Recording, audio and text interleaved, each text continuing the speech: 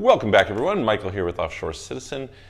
The Russian billionaire and arguably oligarch Roman Abramovich just announced that he is selling the Chelsea Football Club. And so we're going to talk a little bit about what's going on there in terms of people's assets, in terms of what he's doing, in terms of, given sanctions from Russia, etc., what this might mean about money moving around, etc. So let's dive in. Before we do, if you haven't already, please hit the subscribe button, hit the all notification bell. If you'd like help with the topics we help with here, you can check out some of our other videos. If you'd like help relocating to some other country, getting a citizenship or residency there, if you'd like setting up companies in other countries, etc., please reach out to us. You can book a call, calendly.com/Michael-Rosmer, link in the description below, or send a message to our websites, offshorecitizen.net and offshorecapitalist.com. Okay. So, just a little bit of background on Roman. So, it would be hard to argue that he's not connected to Russia. To give some context, he was living in the Kremlin under Yeltsin, for those who aren't familiar. When the Soviet Union collapsed, it was initiated by Gorbachev. His successor was Yeltsin. Yeltsin handed over power around 2000, I don't remember the exact date, to Putin. Roman actually was the person who first recommended Putin as the successor for Yeltsin. And when Putin came to power, Roman was instrumental along the way in helping to vet some of the people who would be initiated into the cabinet.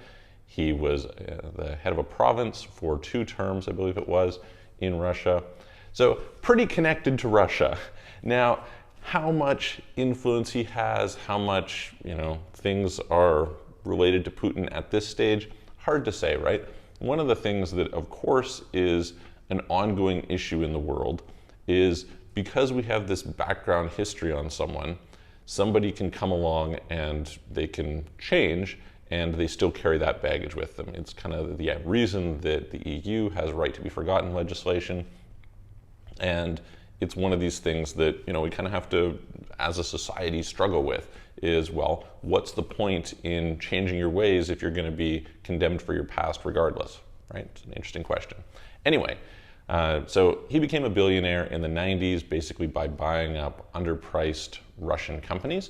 If you haven't read the book Red Notice, fantastic book that tells the story of Hermitage Capital, which is the first hedge fund to go into Russia and buy companies for way under value back then.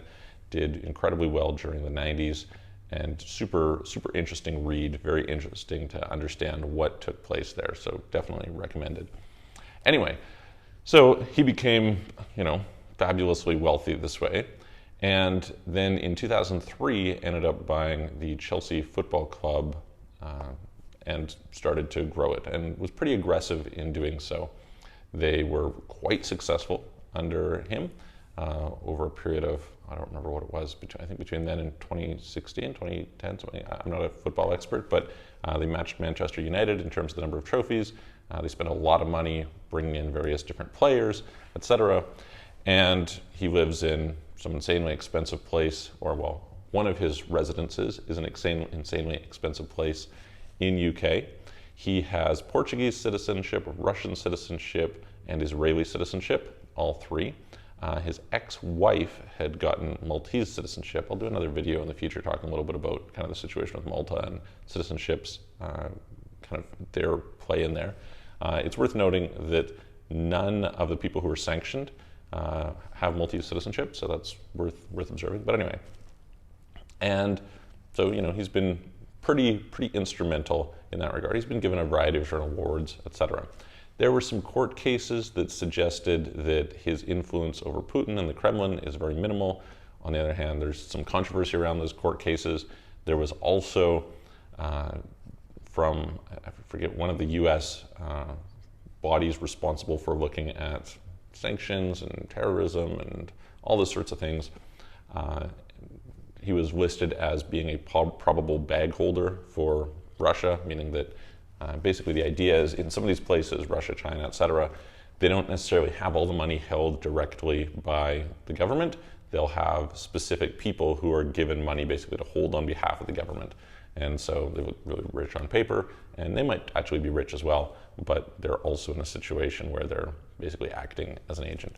Is this the case? Hard to say, right? Can you trust this organization, which is clearly opposed to Russia? Who knows, right? But it's an indicator. Now, so, he has reason to believe that he could be sanctioned. This is not an unreasonable possibility. You can just kind of do the math, right? And so as a result, he announced that he is going to put the Chelsea football team up for sale. The assets will be transferred into a charitable foundation and paid out to victims of the Ukraine war, which, sounds really nice. You're talking about, I think, put it up for sale for $3 billion.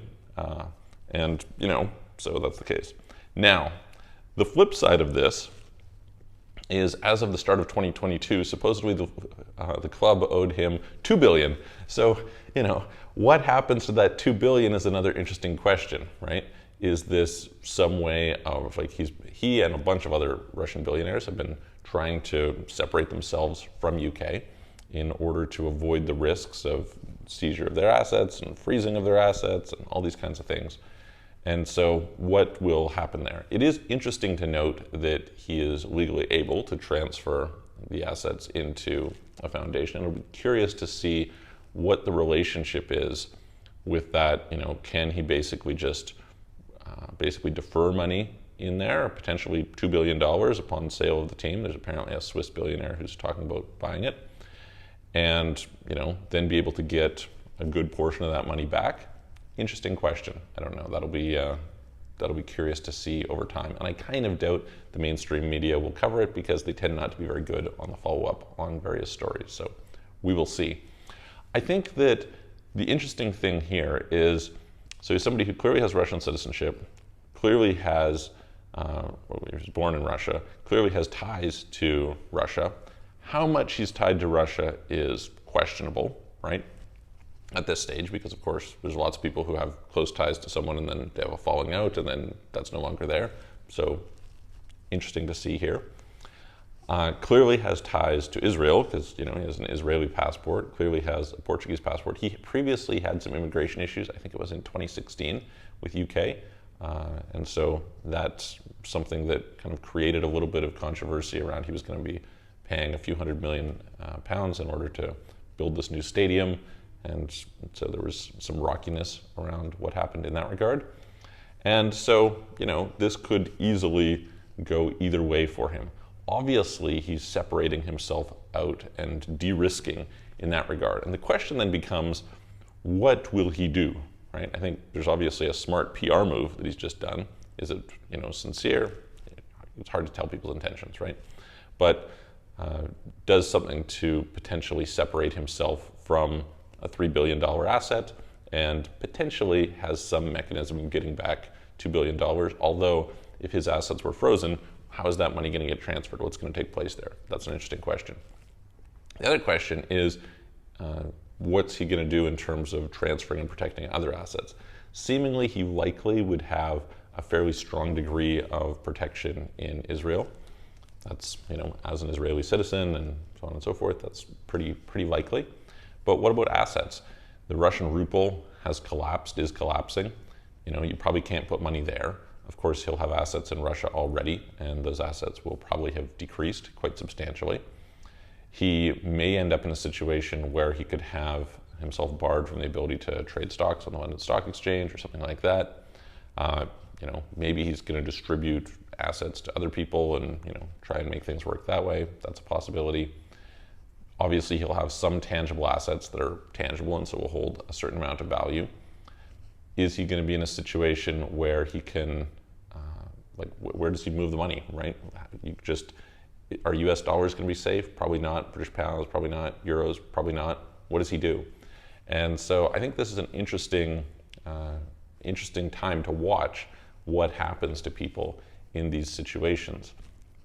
I don't think that, again, when you're a Russian oligarch, and quick clarification here, the term oligarch gets thrown around a lot. It's not really clear that oligarch has a specific definition.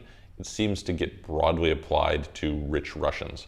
And so I don't know that that's necessarily fair or accurate. But anyway, so the question is, I don't think you can kind of feel too much sympathy for somebody in that situation, but it is also poignant to observe kind of like what will the law say around these things, because obviously you don't want to, in a kind of supposedly free country, just randomly seize people, and I guess it's not random, but to seize people's assets without some sort of controls on that. So it'll be interesting to see how it plays out. I think for him it's a brilliant PR move.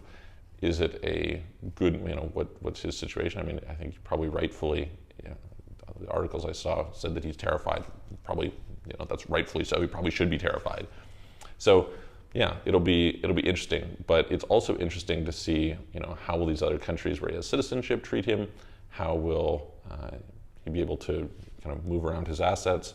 What will the process be in terms of taking assets from him, et cetera? So anyway, I would love to hear what you guys' thoughts are.